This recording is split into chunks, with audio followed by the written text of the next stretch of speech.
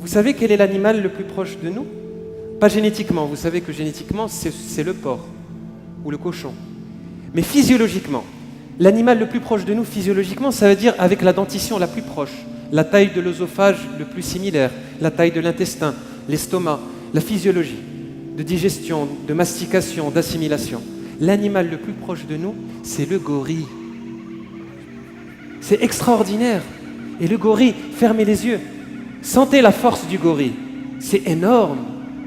Il y a une force sauvage de la nature énorme, une expression de la vie qui est extraordinaire. Eh bien, c'est notre frère le plus proche, en termes de physiologie. Et qu'est-ce qu'il mange, le gorille? Qui sait qu'est-ce qu'il mange, le gorille? Levez la main. Oui, donc banane, c'est quoi? C'est les fruits. D'accord? Et quoi d'autre? Non, il ne mange pas de cacahuètes. Les feuilles, les pousses. Le gorille se nourrit de pousses et de fruits. De pousses et de fruits. Quelle force de la nature! C'est extraordinaire. Moi, ça m'a fait réfléchir. Personnellement, ça m'a beaucoup fait réfléchir. C'est une des plus belles forces incarnées de la nature. Et c'est la plus proche de nous. Ok, on va pousser un peu le raisonnement un peu plus loin. Je ne veux faire appel qu'à votre logique. On n'est pas dans de la science là, ni rien. C'est juste de la logique parce que je pense qu'en chacun d'entre nous, cette logique, elle existe. Elle existe. Il y a un sens en nous qu'on a perdu. Je vous rappelle l'animal sauvage, quand il va chercher son alimentation, d'abord il la voit avec ses yeux, donc il capte la couleur, la vibration, puis il s'approche de cette feuille, ce fruit ou cet aliment, puis il y a le nez, l'odorat qui joue, puis une fois que c'est validé par son odorat, il le touche avec la langue, c'est le troisième filtre. Quand il le touche avec la langue, il l'avale, et si ça passe au niveau de la gorge, ça va dans l'estomac. Et c'est exactement l'aliment qu'il lui faut pour fonctionner à 100% de ses capacités. Ben, c'est la même chose pour nous. Donc, si on continue, regardez vos mains, levez vos mains. Imaginez un bel arbre. Vous êtes sous un bel arbre qui est très riche en fruits. Quelle est la chose la plus naturelle que vous êtes amené à faire avec vos mains? Voilà, c'est tout, c'est pareil pour tout le monde. D'ailleurs, regardez le système, il est extraordinaire. J'attrape le fruit, je le décroche et je l'amène à ma bouche. Et c'est parfait. D'ailleurs, quand vous mangez un fruit sous un arbre, vous vous nourrissez de tout le prana de l'arbre, c'est extraordinaire. Vous recevez une somme d'énergie extraordinaire. Donc, on est d'accord, il y a une logique là, vous sentez. D'accord? Maintenant, on va passer à autre chose. Fermez les yeux. Imaginez-vous un bœuf. Il est à côté de vous, gros, musclé, il est là. Alors, est-ce que vous arrivez à imaginer que vous lui sautez dessus, vous lui mettez les crocs dans le cou et vous le mordez et vous lui arrachez la peau pour le manger? Ah, c'est bizarre, hein? Vous êtes d'accord? Il y a quelque chose qui ne va pas. Je ne parle pas là, je ne remets, si vous voulez, je ne suis pas là pour faire aucun prosélytisme, j'ai juste envie de faire appel à votre logique. Parce que vous avez cette intelligence-là. Qui pense que c'est naturel? Levez la main. On est d'accord? D'ailleurs, mon fils, qui est végétarien, et c'est extraordinaire parce que je lui ai donné le même exemple. Je lui ai dit, tu as vu, tu aimes les chats? Tu aimes les moutons, les chèvres, c'est beau. Est-ce que tu serais prêt à les croquer, à les manger? Il est choqué. Il me dit, non papa, je ne peux pas. Je ne peux pas. C'est un enfant qui parle, il ne peut pas le faire. Pourtant, le chat, il ne se pose pas de questions, il saute. Vous savez, j'avais un petit lapin angora dans mon jardin que j'avais mis dans une cage, très beau lapin avec les poils longs, magnifiques. Puis il y a un chat qui l'a guetté pendant une semaine, il a creusé. Il a chopé le lapin. Le matin, je me suis levé, il y avait chaque organe séparé, c'était mathématique extraordinaire. La peau, mais comment c'était ficelé, mais quelle intelligence, c'est en lui, il n'a pas réfléchi, il le fait. Mais oui, c'est vrai, il le fait. Il le fait. Non, mais c'est la nature, c'est pas un fait, c'est du design. Il est designé pour ça. Il sait comment prendre le lapin et séparer tout, méticuleusement. C'est un travail d'orfèvrerie, c'est incroyable. Mais nous, on ne peut pas le faire avec nos mains, avec nos dents. On ne peut pas le faire. Ça, on est d'accord. Donc, et encore une fois, je ne fais appel qu'à votre logique, il y a sûrement une alimentation qui nous est spécifique. Donc on va essayer de pousser cette logique. On prend autre chose. Vous savez, l'humanité consomme du lait. D'accord? Non, tout est naturel sur Terre. Ce n'est pas une question naturelle, c'est une question de correspondance. D'accord? Alors, dites-moi, dans la nature, est-ce que vous connaissez un seul animal qui boit du lait après sevrage?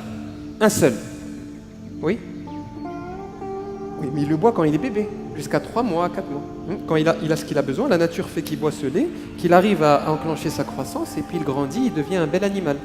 Mais si vous donnez du lait à un animal, à âge adulte, c'est presque mortel pour lui. Ça, c'est de la logique, j'invente rien, c'est la nature.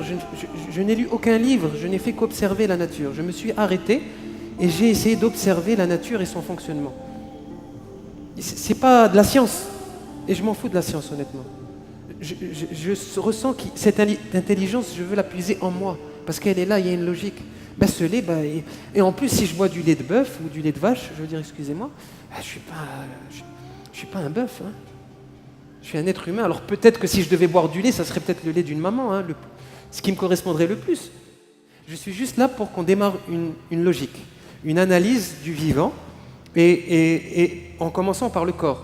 Parce que mon sujet, c'est le corps, temple de l'amour. Hein. C'est par ça que j'ai commencé. On a dérivé, hein, mais pas du tout en fait. On est vraiment en train de faire une introspection pour comprendre. Parce que si j'aime mon corps, je dois le respecter. Et pour le respecter, je dois le nourrir convenablement. Répondre à ses besoins. Est-ce qu'on écoute vraiment notre corps? Non. On a perdu cette sensation-là. On a perdu cette science, cette intelligence. On l'a perdue. L'angle que j'essaie d'aborder ici, de cette spiritualité, c'est cette écoute du corps, cette intelligence. Elle est là. Donc c'est toute une démarche. Peut-être c'est la démarche d'une vie, de plusieurs vies. Mais en tout cas, trouver l'alimentation physiologique à l'être humain, je pense que c'est une priorité. Comme les fruits, je pense que les fruits, et ça, je voulais prouver juste avec la bonne logique, est adapté au bon fonctionnement de notre espèce. Et on va pouvoir trouver des aliments. Les pousses, les feuilles, certaines salades, et puis les graines. Et puis petit à petit, l'homme, comme tu as dit, s'est sédentarisé, a créé de l'aliment, mais il y a une alimentation physiologique, une quantité aussi. Et c'est une recherche pour moi qui est très très très importante, que je voulais partager avec vous ici, parce qu'on a parlé de beaucoup de choses, mais on n'a pas parlé de ça. Et il me semblait important de terminer avec ce sujet qui peut sembler très terrestre, hein, et qui l'est en fait, c'est ce qu'il y a de plus terrestre quelque part, mais qui a vraiment une importance fondamentale. Alors pour terminer juste sur cette partie-là aussi, donc ma conclusion, et je ne vais pas rentrer dans le détail, ni de vitamine B12, ni quoi que ce soit. Tout ce que je peux vous dire, c'est que je suis végétalien depuis 7 ans et que j'ai aucun problème. Je ne suis plus jamais tombé malade. C'est la seule expérience que je peux vous livrer. Tous les restes, je ne peux partager que ma propre expérience.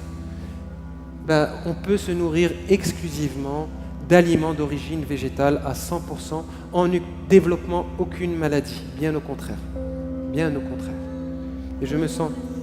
Je ne veux pas rentrer dans cette discussion. Je ne suis pas là pour faire... je ne suis pas docteur. Mais c'est à vous de le trouver en fait. C'est pas à moi de vous dire. C'est ça qui est important. Oui, mon expérience, c'est que j'ai adopté une alimentation 100% végétalienne. Et il n'y a aucune carence, aucun cholestérol, et ça marche. C'est tout ce que je peux vous dire. Et donc quand j'ai parlé aussi de l'assiette, parce que aussi, on est tous acteurs du monde dans lequel nous vivons. On est d'accord avec ça. On accuse le système, on accuse les multinationales, on accuse X et Y. Mais nous cautionnons par nos gestes de consommation et par l'alimentation le monde dans lequel nous vivons. Vous savez que si on arrêtait de manger de la viande, il y aurait 15 fois plus, entre 12 et 15 fois plus d'alimentation végétale pour toute l'espèce humaine. On arrêterait la déforestation, on arrêterait beaucoup de choses. Donc quelque part, votre choix de consommation, ce que vous mettez dans votre bouche, va conditionner le monde dans lequel vous voulez vivre. Ça peut paraître insignifiant, mais c'est essentiel. Et ça rejoint l'alignement dont mon père parlait, d'autres. C'est un alignement avec la matière, une spiritualisation de la matière. Ça commence par votre acte de consommation. C'est très important. C'est essentiel. Donc je vais continuer sur mon fil. Donc le corps, c'est le temple de l'amour. C'est le temple de notre expérience. Donc premièrement, oui. Comment il fonctionne? Comment faut-il le nourrir pour qu'il puisse s'exprimer dans toute sa potentialité? Pour moi, c'est une grande recherche qui quelque part, on va dire, nécessite une attention totale de notre être et de notre expérience. C'est très important. C'est très difficile de s'aligner, de trouver un équilibre si dans votre nourriture vous êtes complètement décalé. Décalé avec votre, si vous voulez, votre environnement, votre fonctionnement et la synthétisation de cet aliment-là. D'abord c'est chimique, mais après c'est alchimique aussi. C'est très difficile d'atteindre, on va dire, une élévation, une certaine spiritualité, une certaine conscience. Une certaine conscience. Le goût, c'est important, hein, parce que le goût aussi, là, on est sur quelque chose. Là, c'est de la vraie spiritualité, le goût. Hein. Vous savez pourquoi? C'est la première dépendance de l'être humain. Dans l'échelle des dépendances, celle qui vous conditionne le plus, c'est le goût. D'ailleurs, qu'est-ce qui fait l'enfant dès qu'il naît? C'est la bouche, hein, c'est le goût. Plus que le sexe, plus que le pouvoir, c'est le goût. C'est extraordinaire. Il y a des êtres, mais c'est juste autour de vous, vous connaissez des gens qui sont en train de mourir et vous savez que c'est à cause de leur alimentation. Il n'y a pas de doute là-dessus. Et ils ne veulent pas changer leur régime alimentaire. Ils préfèrent manger ce qu'ils connaissent et en mourir. Le sucre, le gras, tout, c'est énorme. C'est-à-dire que la personne sait qu'elle est en train de mourir, mais elle préfère garder le goût. Est-ce que vous imaginez la force de cette dépendance-là? Là, on est dans un vrai travail spirituel. Être conscient de cette dépendance. La conscientiser, la comprendre, l'analyser, pour après mettre en pratique une désintoxication. Donc cette dépendance au goût, elle est très importante. Et pour moi, c'est un des travaux spirituels les plus importants à accomplir dans cette vie. Là, on ne parle pas de... C'est très bien, les énergies, tout ça, c'est génial. C'est bien de développer son sens. Mais moi, je pense qu'avant cela, il faut s'occuper des choses les plus basiques. Pourquoi? Parce que si on ne commence pas par le basique, on n'aura pas le corps avec les bons outils de perception pour percevoir le reste. On ne peut pas. Les perceptions vont être faussées parce qu'on aura un corps intoxiqué. Et quand un corps est intoxiqué, qu'est-ce qui se passe? La perception est brouillée. Vous êtes d'accord avec ça? Un alcoolique, quelqu'un qui est sous une haute dose d'alcool, il ne voit pas la réalité comme vous. Vous êtes d'accord? Imaginez-vous, intoxiqué au laitage, à la viande, aux protéines, depuis votre plus tendre enfance. Comment pensez-vous percevoir le reste? Vous êtes intoxiqué, mais vous ne le savez pas, parce qu'on nous le cache. Et parce que personne ne nous le dit. Et au contraire, on diabolise l'autre chemin. Donc, pour développer toute ces perceptions subtiles, des mondes subtils qui existent, je les nie pas, mais je ne peux pas trop en parler. Peut-être je peux essayer de les concevoir, les décrire, mais c'est des perceptions qui sont au-delà du mental. Mais on a des organes de perception qui le perçoivent. Donc ça veut dire que notre corps, il est plus complexe que ça. Il y a une intelligence qui peut percevoir d'autres choses. Mais pour que toutes ces intelligences puissent s'exprimer, comme disait mon père, il parlait des intelligences liées au corps des oiseaux, toutes ces intelligences intérieures, pour se développer, il faut que votre corps puisse être clean. C'est important, clean. On est d'accord? Donc le goût, c'est la dépendance la plus désastreuse parce qu'elle conditionne. On creuse notre tombe avec nos dents. Le goût conditionne le monde dans lequel nous vivons. Il ne faut pas chercher plus loin. Il ne faut pas chercher plus loin. Les guerres, mais tout ce qui se passe, la pollution, les désastres écologiques, c'est lié à votre goût, à la dépendance du goût. Parce que c'est une dépendance tellement forte qu'on ne la voit pas. On n'en est pas conscient. Pourtant, vous la croquez tous les jours. Et c'est un vrai travail, je pense que c'est le travail d'une vie, de se désintoxiquer petit à petit pour se détacher de cette dépendance du goût, pour être dans un plaisir durable, naturel, qui est celui de donner à son corps l'alimentation dont il a besoin. Se nourrir au vrai sens du terme, vous avez raison, madame. Et je vous assure, de ma petite expérience, quand on écoute son corps, le corps répond. Il suffit de l'écouter. Les yeux,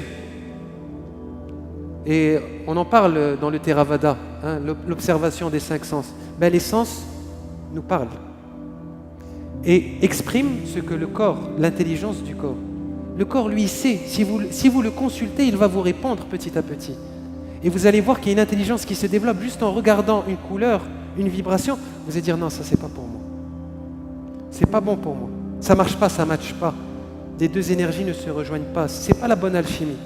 Donc cette intelligence, elle existe en chacun de vous. C'est pas des livres, c'est pas mental.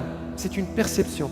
Et en écoutant son corps petit à petit et en se désintoxiquant de la dépendance liée au goût, petit à petit, on commence à retrouver ces perceptions-là. Doucement, ça vient. Mais c'est un long travail. Et je peux vous assurer, quand on parle de ça, ça intéresse plus personne. Alors là, la spiritualité... Alors quand il s'agit de changer son assiette, là, il n'y a plus personne à faire de la misaine. Hein. Parce que là, on touche à quelque chose d'énormément ancré. C'est énorme. Changer une assiette, c'est... Waouh! C'est la plus grande révolution. C'est extraordinaire quand on y pense. Hein.